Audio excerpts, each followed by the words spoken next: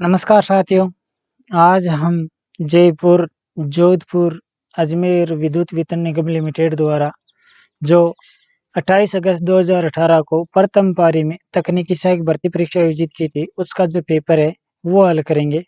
इस पेपर के कुछ प्रश्न पूर्व वीडियो में हल किए, शेष जो प्रश्न है वो हम आज हल करेंगे। आज का अपना प्रश्न है, स्थायी चुंबक गतिशील कॉइल मीटर क्या प्रदान करता है? यानी जो अवमंदन टॉर्क है, डैम्पिंग टॉर्क, इसके बारे में पूछा है कि स्थायी चुंबक गतिशील कॉइल यानी permanent magnet moving coil PMMC यंत्र के अंदर किस प्रकार का जो अवमंदन है वो प्रयोग किया जाता है? तो इसमें तो होता है एडी करंट अवमंदन, यानी एडी करंट अवमंदन प्रणाली प्रयोग करते हैं। एक होता है परमानेंट कॉइल मूविंग आयरन, इसके अंदर वायु घर्षण अवमंदन प्रणाली प्रयोग करते हैं। तो दोनों याद रखने चाहिए। यदि पीएमएमसी यानी परमानेंट मैग्नेट मूविंग कॉइल यानी स्थायी चुंबक गतिशील कॉइल के बारे में पूछ ले तो इसमें जो अवमंदन प्रणाली काम में लेते हैं वो एडी करंट अवमंदन प्रणाली काम में लेते हैं। और यदि परमानेंट कॉइल मूविंग आयरन यानी परमानेंट कॉइल स्थिर कॉइल तल लोहा प्रकार का जो यंत्र है इसके बारे में पूछ ले कि किस प्रकार की अवमंदन प्रणाली प्रयोग करते हैं, तो इसमें वायु घर्षण अवमंदन प्रणाली हम काम में लेते हैं। तो इसमें राइट आंसर क्या हो जाएगा कि स्थायी चुंबक गतिशील कॉइल मीटर में एडी करंट अवमंदन प्रणाली प्रयोग करते हैं या प्रदान करते हैं। तो सी ऑप्शन इसका सही होगा, एडी करंट डैम्पिंग। अगला क्वेश्चन है, गिलबर्ट किसकी इकाई है? देखो गिलबर्ट है वो जो चुंबक वाहक बल है एमएमएफ मैग्नेटो मोटिव फोर्स, इसकी सीजीएस प्रणाली में मात्रक है गिलबर्ट। यानी जो एमएमएफ है इसका एमएमएफ क्या होता है कि चुंबकीय परिपथ में चुंबक जो है इसको गतिमान करने के लिए लगाया गया बल चुंबक वाहक बल कहलाता है। और इसका जो सामान्य मात्रक होता है वो एम्पियर टर्न होता है और सीजीएस प्रणाली में मात्रक गिलबर्ट होता है। तो इसमें यही पूछा है कि जो गिलबर्ट है वो किसकी इकाई है? एमएमएफ की यानी मैग्नेटोमोटिव फोर्स की। यानी किस में देखो, बी ऑप्शन में देखो, मैग्नेटोमोटिव बल की इकाई है। तो बी ऑप्शन इसका सही होगा। अगला क्वेश्चन है, यदि एक संधारित्र 10 वोल्ट पर 1 कूलम्ब आवेश संग्रहित करता है तो इसकी धारिता क्या होगी? क्या कह रहे हैं कि कोई संधारित्र है जिस पर V का मान क्या है? V बराबर है 10 वोल्ट। आवेश C का मान आवेश Q का मान क्या है? Q बराबर है 1 कूलम्ब। तो कैपेसिटेंस बराबर क्या होगा ज्ञात करना है। तो सूत्र क्या है अपना कि देखो Q बराबर होता है C इंटू V। अब देखो क्या ज्ञात करना है? C ज्ञात करना है तो पक्षांतर कर लो। C बराबर क्या हो जाएगा? C बराबर हो जाएगा Q बट्टा V। सही है। Q का मान क्या है? 1 कूलम्ब। V का मान कितना है? 10। तो 1/10 कितना हो गया? 0.1। इसमें आएगा कैपेसिटेंस फेरेड में, तो 0.1 फेरेड है। तो राइट आंसर क्या हो जाएगा? 0.1 फेरेड। किसमें? ए ऑप्शन में। तो राइट आंसर हो गया ए, 0.1 फेरेड है। अगला क्वेश्चन है, चुंबक द्वारा बहुत ज्यादा आकर्षित किया जाने वाला को पदार्थ कौन सा है? यानी चुंबक द्वारा बहुत ज्यादा आकर्षित किए जाने वाले पदार्थ को हम क्या कहते हैं? लोहा चुंबकीय पदार्थ यानी फेरोमैग्नेटिक पदार्थ। कई बार पूछ लेते हैं क्या अप्रभावित होने रहने वाला चुंबक से लगभग अप्रभावित है, तो वो हो गया यानी अनुचुंबकीय, जिसे हम पैरामैग्नेटिक पदार्थ कहते हैं। और चुंबकीय फ्लक्स को यानी परिवर्तित या विपरीत प्रकार का यानी विक्षेपित करने वाला वो हो गया डायामैग्नेटिक पदार्थ है। तो यानी यानी एक तो हो गया लोहा चुंबकीय पदार्थ, एक अनुचुंबकीय पदार्थ, और वो हो गया प्रतिचुंबकीय पदार्थ यानी डाया का से हो गया प्रतिचुंबकीय पदार्थ। तो इसमें ज्यादा आकर्षित करने वाला यानी चुंबक द्वारा बहुत ज्यादा आकर्षित चुंबकीय पदार्थ कौन सा है? वो हो गया लोहा चुंबकीय यानी फेरोमैग्नेटिक पदार्थ। तो राइट आंसर हो गया बी, फेरोमैग्नेटिक पदार्थ है। अगला क्वेश्चन है, निम्न में से कौन सा पदार्थ डाईमैग्नेटिक पदार्थ है? यानी प्रतिचुंबकीय पदार्थ इनमें से कौन सा है?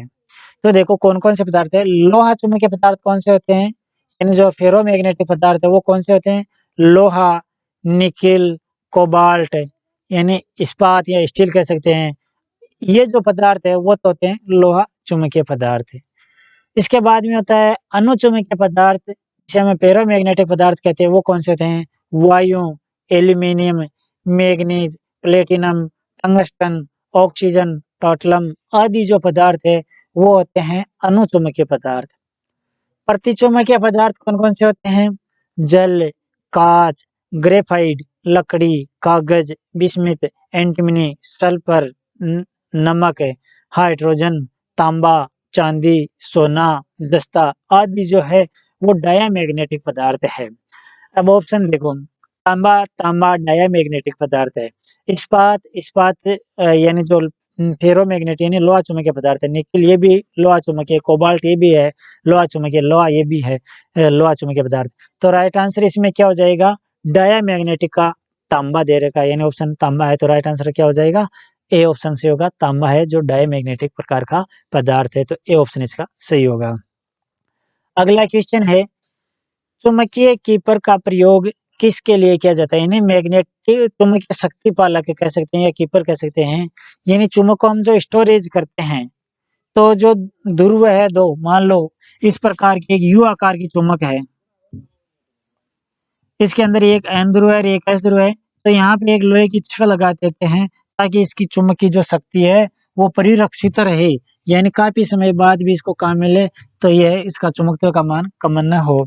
यदि छड़ प्रकार की चुंबक है, मान लो ये एन और ये एस, तो दो चुंबक को एक साथ रखेंगे, ये एन है तो यहाँ दूसरी चुंबक को रखेंगे, मान लो ये हो गया एस और ये हो गया एन, और यहाँ पर ये मैग्नेटिक कीपर लगा देंगे, यानी चुंबकीय शक्ति पालक यानी लोहे की छड़ें लगाएंगे। तो यही पूछा है कि ये जो मैग्नेटिक कीपर है यानी चुंबकीय शक्ति पालक है, ये क्यों प्रयोग किए जाते हैं। अब ऑप्शन देखो, चुंबकीय रेखाओं की दिशा बदलने के लिए नहीं, फ्लक्स को एम्पलीफाई करने के लिए नहीं, लुप्त फ्लक्स को पुनः प्राप्त करने के लिए नहीं, चुंबकीय आवेश परिरक्षित करने के लिए सही है, विचुंबित करने के लिए नहीं, यानी चुंबक को काफी समय बाद भी हम काम में ले तो इसका जो फ्लक्स है वो रक्षित रहे, यानी इसका पथ बनाने के लिए।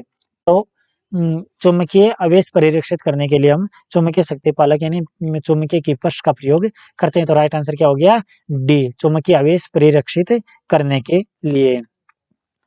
अगला क्वेश्चन है, पदार्थ का कौन सा गुण उसमें चुंबकीय फ्लक्स निर्मित होने से रोकता है, यानी किसी पदार्थ में चुंबकीय फ्लक्स को निर्मित होने से रोकने वाला जो गुण है इसे हम रिलक्टेंस कहते हैं, यानी जो चुंबकीय प्रवाह में प्रस्तुत विरोध, यानी चुंबकीय फ्लक्स प्रवाह में प्रस्तुत विरोध रिलक्टेंस कहलाता है।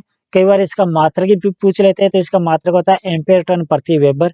कई बार पूछ लेते हैं कि विद्युतीय परिपथ में किसके सदृश होता है, यानी किसके समान होता है, तो ये प्रतिरोध के समान होता है। जैसे कि धारा प्रवाह में प्रस्तुत विरोध को हम प्रतिरोध कहते हैं, इसी प्रकार चुंबकीय फ्लक्स प्रवाह में विरोध को हम रिलक्टेंस कहते हैं, प्रतिष्ठम भी कह सकते हैं, हिंदी में से प्रतिष्ठम कहते हैं या रिलक्टेंस कहते हैं। तो राइट आंसर हो गया बी, रिलक्टेंस।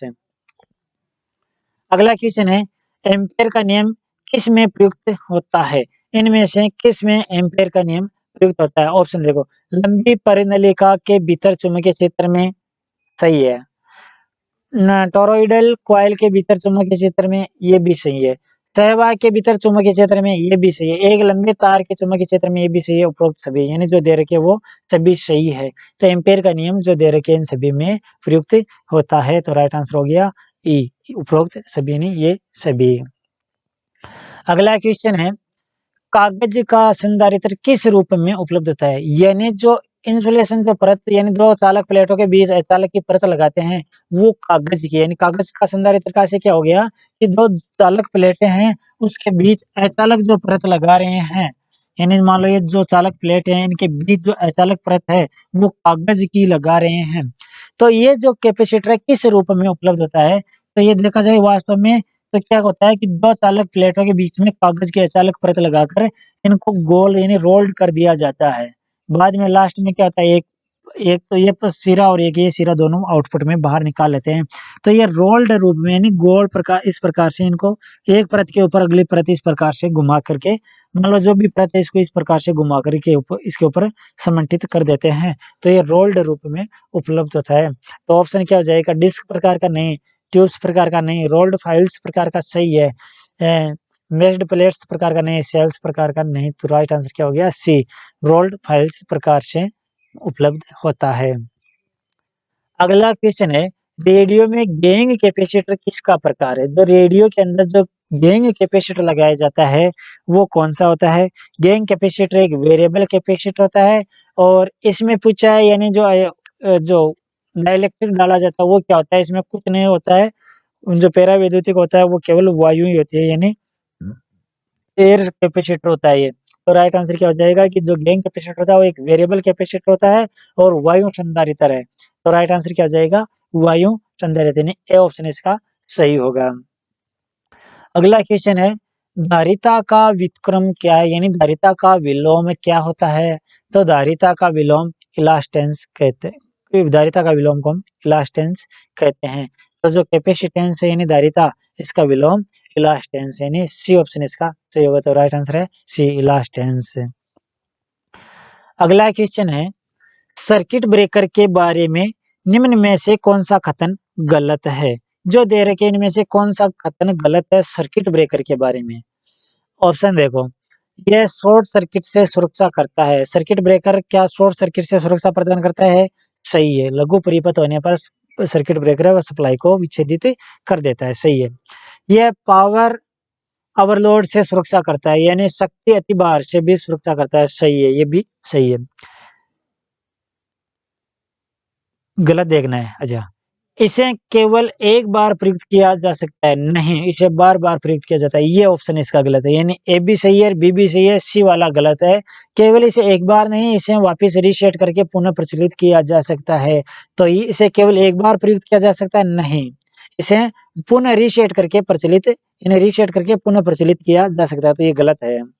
अगला क्या है? ये परिवेश के तापमान पर निर्भर करता है, सही है। बाह्य वातावरण के तापमान का भी से भी ये प्रभावित होता है कुछ सीमा तक। इसे ऑन ऑफ स्विच के रूप में प्रयुक्त किया जा सकता है, यानी सप्लाई को वो चालू या बंद करने के लिए तौर पर, जैसे कि मिनिएचर सर्किट ब्रेकर को भी हम काम में लेते हैं ना, तो इसी प्रकार से ये भी सही है।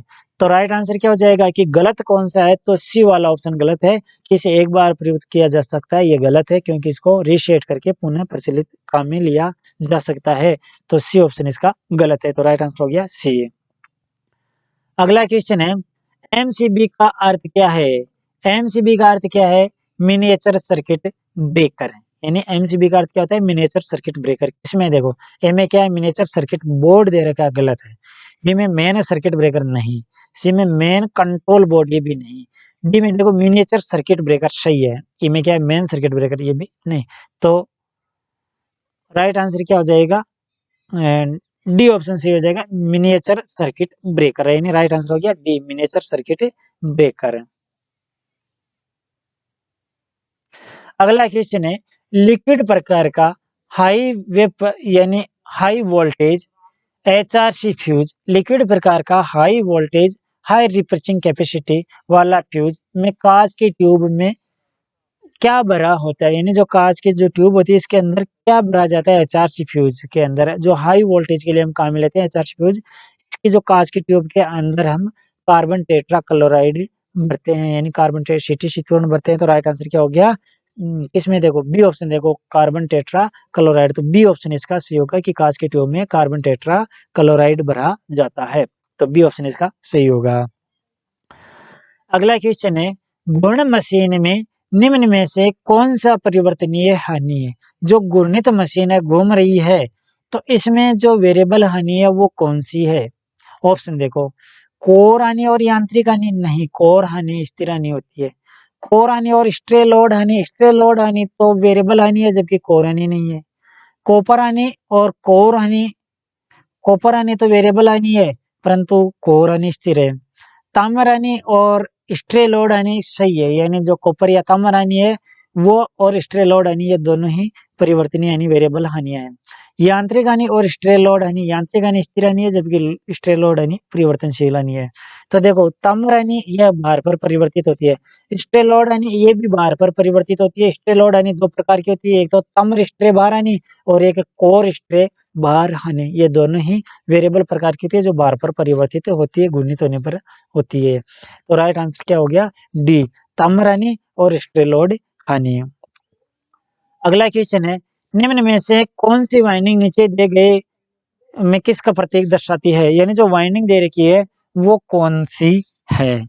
ऑप्शन देखो, ए ऑप्शन में क्या दे रखा है, सिंगल लेयर बास्केट वाइंडिंग। ए में क्या दे रखा है, बास्केट वाइंडिंग है और सिंगल लेयर। सिंगल लेयर का से क्या है कि एक स्लॉट में केवल एक ही परत डालते हैं। मान लो ये वाइंडिंग है इस प्रकार से, तो एक स्लॉट में एक ही कॉइल का पार्श्व इस प्रकार से, ये हो गया सिंगल लेयर इस प्रकार से है, तो ये तो होगी सिंगल लेयर बास्केट वाइंडिंग। दूसरी क्या है, double layer basket winding. B option में क्या दे रखा है, डबल लेयर बास्केट वाइंडिंग। किस प्रकार का आरेख होगा, तो देखो किस प्रकार की होगी, डबल लेयर यानी एक स्लॉट में दो परत इस प्रकार से,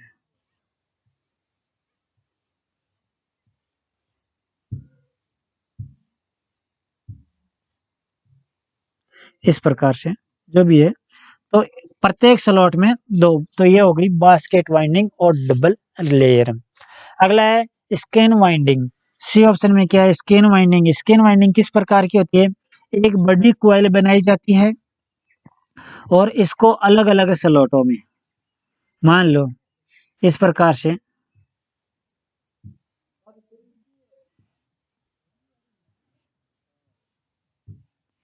यानी ये पार्श्व इसका इधर से इस प्रकार से डालेंगे और ये हो गई, ये मान लो इसके स्लॉट है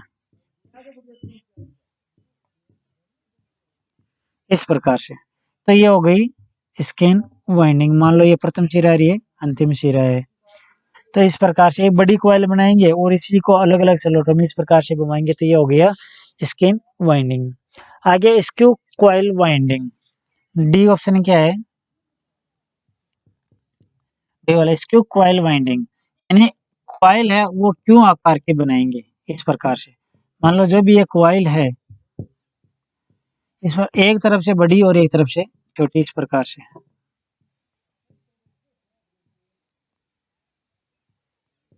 ये हो गया स्क्यू वाइंडिंग। आगे है diamond coil winding. Diamond coil winding किस प्रकार से होंगे, मान लो ये जो स्लॉट है इसमें जो कॉइल डालेंगे वो डायमंड आकार की इस प्रकार से, ये होगी डायमंड वाइंडिंग। अब जो आरेख दे रखा है वो ये दे रखा है, यानी डबल लेयर प्रकार का, क्योंकि एक स्लॉट में देखो दो दो परत आ रही है, ऊपरी साइड निचली साइड इस पर देखो साहब। और बास्केट वाइंडिंग यानी टोकरी वाइंडिंग हम कह सकते हैं इसे। तो ये हो गया बास्केट वाइंडिंग और डबल लेयर, बी वाला ऑप्शन सही होगा। तो राइट आंसर क्या हो गया, बी, डबल लेयर प्रकार की बास्केट वाइंडिंग है। अगला क्वेश्चन है, लैंप के साथ श्रेणी में जुड़ी लपेटन के बीच इंसुलेशन परीक्षण करते समय यदि कॉइल के बीच कोई शॉर्ट सर्किट है तो लैंप क्या होगा। यानी कोई भी उपकरण है, मान लो मोटर है या कोई कॉइल है, इसके साथ श्रेणी क्रम में टेस्टिंग लैंप जोड़कर हम जांच करें। लैंप के साथ श्रेणी में जुड़ी लपेटन, मान लो कोई मोटर है, इसके अंदर जो कॉइल है ये, इसको टेस्टिंग लैंप से हम जोड़ रहे हैं। मान लो ये टेस्टिंग लैंप है, ये फेज है और ये न्यूट्रल है। क्या कह रहा है कि कॉइल के श्रेणी क्रम में लैंप के साथ श्रेणी में जुड़ी, यानी लैंप है, लैंप के श्रेणी में ये कॉइल जोड़ दी गई है। के बीच इंसुलेशन परीक्षण करते समय यदि कॉइल के बीच शॉर्ट सर्किट है, यानी मान लो ये कॉइल लघु पतित हो गई है, तो क्या होगा, लघु पतित हो गई है तो पूर्ण सब, यानी फेज इधर से मिल जाएगा, न्यूट्रल यहाँ डायरेक्ट मिल जाएगा, तो लैंप पूर्ण प्रकाशित होगा। अभी ऑप्शन देखो क्या है, डिम लाइट होगी, नहीं, डार्क लाइट होगी, नहीं, फुल लाइट होगी, सही है, एंग्लो यानी जलेगा नहीं, या तो ए या डी। तो राइट आंसर क्या हो गया? सी, फुल लाइट होगी, यानी सी ऑप्शन इसका सही होगा कि लैंप है वो पूर्ण प्रकाशित होगा। अगला क्वेश्चन है, ट्रांसफार्मर पर ओपन सर्किट करने का मुख्य उद्देश्य इसका कौन सा मापन करना है? यानी ट्रांसफार्मर में खुला पथ परीक्षण करने से कौन सी हानि का मान ज्ञात किया जा सकता है? ट्रांसफार्मर से खुला परीक्षण से हम क्या ज्ञात करते हैं? लोहा हानि।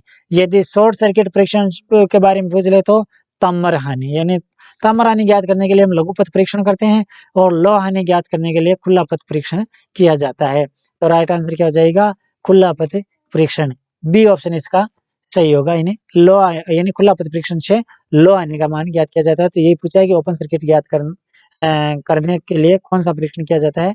सॉरी, ओपन सर्किट करने का मुख्य उद्देश्य क्या ज्ञात करना होता है? तो क्या हो गया? लोहा हानि ज्ञात करना, यानी बी ऑप्शन इसका सही होगा।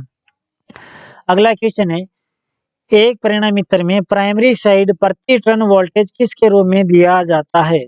यानी प्राइमरी साइड में प्रति टर्न वोल्टेज, यानी एक टर्न में कितने वोल्ट है, जिसे हम वोल्ट प्रति टर्न कह सकते हैं, यानी वोल्ट प्रति टर्न।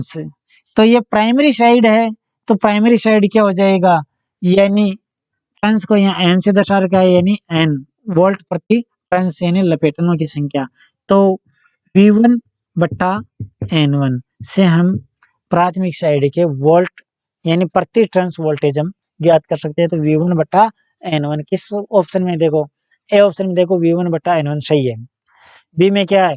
N1 बट्टा V1, ये उल्टा है, विपरीत है।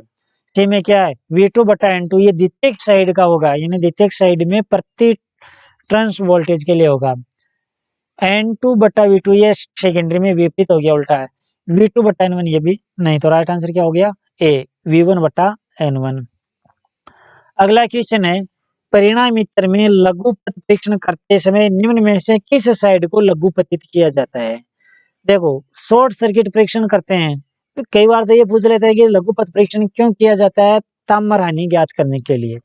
इस साइड को लघु पतित किया जाता है कम वोल्टता साइड को, यानी उच्च वोल्टता साइड में कम वोल्टेज प्रदान किए जाते हैं, यानी जो सामान्य वोल्ट होते हैं उसके 5 से 10% के आसपास वोल्टेज दिए जाते हैं, और जो कम वोल्टता साइड होती है उसको लघुपतित किया जाता है। तो राइट आंसर क्या हो जाएगा कि किस साइड को लघुपतित करते हैं? तो कम वोल्टता साइड को। किसमें है? ए ऑप्शन में देखो, कम वोल्टता पक्ष को। अगला क्वेश्चन है, कोर टाइप ट्रांसफार्मर में दो ऊर्ध्वाधर मेंबर्स क्या कहलाते हैं? क्या कह रहे हैं कि जो ट्रांसफार्मर है वो कोर टाइप है। कोर टाइप का किस प्रकार से? यानी जो कोर है इस प्रकार की है, यानी ये कोर का पथ है, ये हो गया कोर प्रकार का, यहाँ हम लपेटते हैं इसके, ये हो गया कोर टाइप। तो इसमें क्या कह रहा है कि जो दो ऊर्ध्वाधर मेंबर्स है, यानी ये जो दो ये पथ बन रहे हैं, ये खड़े जिस पर हम कोर लपेट रहे हैं, इसे हम क्या कहेंगे? इसे हम लिम्ब कहेंगे। कई बार ये पूछ लेते हैं कि कोर टाइप ट्रांसफार्मर में कितने लिम्ब होते हैं? तो दो होते हैं, एक और ये दो। कई बार पूछ लेते हैं चुंबकीय पथ की संख्या क्या होती है? तो चुंबकीय पथ की संख्या एक होती है, यानी पूरा ये पथ एक ही होता है। तो कोर टाइप ट्रांसफार्मर में ऊर्ध्वाधर मेंबर्स हैं जिसे हम लिम्ब कहते हैं, इसकी संख्या तो कितनी होती है? दो, इसे हम लिम्ब या लिम्ब कहते हैं, और चुंबकीय पथ की संख्या एक होती है। अगला क्वेश्चन है, तो इसमें राइट आंसर ऊपर वाले में क्या हो जाएगा? लिम्ब। अब अगला क्वेश्चन है, एक ट्रांसफार्मर में ब्रीदर में भरा जाने वाला पदार्थ क्या है? यानी ट्रांसफार्मर के ब्रीदर यानी शवशक में भरा जाने वाला पदार्थ क्या है? सिलिका जेल भरी जाती है। तो ट्रांसफार्मर के शवशक में सिलिका जेल भरी जाती है। तो राइट आंसर क्या हो गया? सिलिका जेल है। किसमें? ए ऑप्शन में। तो राइट आंसर हो गया ए, सिलिका जेल। अगला क्वेश्चन है, सेल टाइप ट्रांसफार्मर में कितने लिम्ब होते हैं?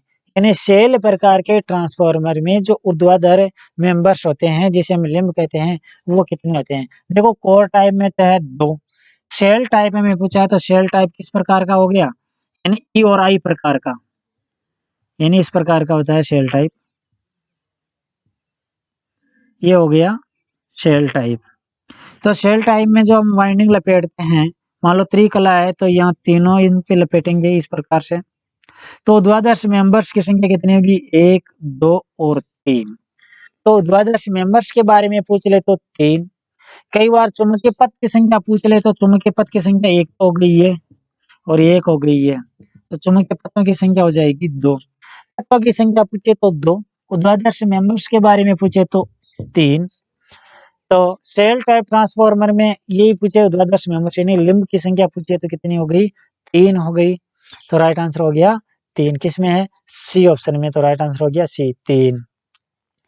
अगला क्वेश्चन है, किसी 2 केवीए ट्रांसफार्मर में 150 वाट का आयरन हानि होता है, 250 वाट का पूर्ण भार ताम्र हानि है। ट्रांसफार्मर अधिकतम क्षमता तब होगी जब कुल हानि का मान क्या होगा? देखो, लो ट्रांसफार्मर की अधिकतम क्षमता कब होती है, यानी अधिकतम जो क्षमता है वो जब होगी जब ताम्र हानि और लोह हानि का मान बराबर होगा। यानी लोह हानि और ताम्र हानि का मान बराबर होगा, यानी लोह हानि और ताम्र हानि का मान बराबर होगा तो ट्रांसफार्मर उच्चतम दक्षता पर काम करेगा। लोह हानि का मान कितना कह रहा है इस क्वेश्चन में? 150 वाट। 150 वाट। तो ताम्र हानि भी यदि उच्चतम दक्षता पर काम कर रहा है तो ताम्र हानि क्या होगी? ताम्र हानि भी 150 वाट ही होगी। तो कुल हानि का मान कितना हो जाएगा? 300 वाट। तो उच्चतम दक्षता पर क्षमता पर काम कर रहा है या दक्षता पर काम कर रहा है तो ट्रांसफार्मर में कुल हानियों का मान कितना हो जाएगा? 300 वाट। तो राइट आंसर क्या हो जाएगा? 300 वाट, यानी बी ऑप्शन इसका सही होगा। अगला क्वेश्चन है, वेवफॉर्म के चरम मान यानी उच्चतम मान व आरएमएस मान का अनुपात क्या कहलाता है? यानी किसी प्रत्यावर्ती राशि के उच्चतम मान यानी चरम मान, जिसे हम शिखर मान भी कह सकते हैं, तो चरम मान व आरएमएस मान का अनुपात क्या कहलाता है? इसे हम चरम गुणांक या शिखर गुणांक या पिक फैक्टर भी कह सकते हैं या चरम गुणांक भी कह सकते हैं या इसे शिखर गुणांक भी कह सकते हैं या इसे हम क्रेस्ट फैक्टर भी कह सकते हैं। ये इनके अलग अलग नाम है। तो ये पूछा है कि चरम मान यानी शिखर मान और आरएमएस मान का अनुपात क्या कहलाता है? जिसे हम क्रेस्ट फैक्टर भी कह सकते हैं या शिखर गुणांक भी कह सकते हैं या चरम गुणांक भी कह सकते हैं या शिखर गुणांक या पीक फैक्टर भी कह सकते हैं। तो राइट आंसर क्या हो जाएगा? ऑप्शन देखो, क्रेस्ट फैक्टर सही है, यानी ए ऑप्शन इसका सही होगा कि इसे हम क्रेस्ट फैक्टर कहते हैं। तो राइट आंसर हो गया क्रेस्ट फैक्टर। तो ये इस पेपर से संबंधित कुछ प्रश्न थे। ठीक है साथियों।